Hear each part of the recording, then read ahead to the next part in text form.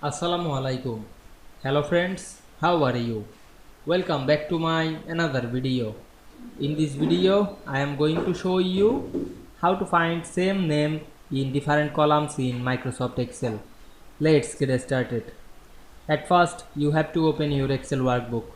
Now we want to find same name in different columns. At first, open your worksheet, then go to the home menu and select the find and select drop down menu, then select find option.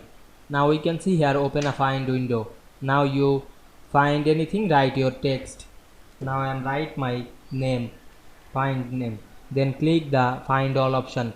We can see here automatically finded the all text in different columns. Click and drag on our mouse to select the all name. We can see here automatically selected the all name. You want to find another text. Now I am find the all text. You can delete this text. Select this, click right button, otherwise press delete on your keyboard and click close option, then click right button and select delete option. Now I am select the OK. We can see we find same name in different columns easily. I hope you enjoyed my video. Please like, comment, share and subscribe my channel. Thanks for watching.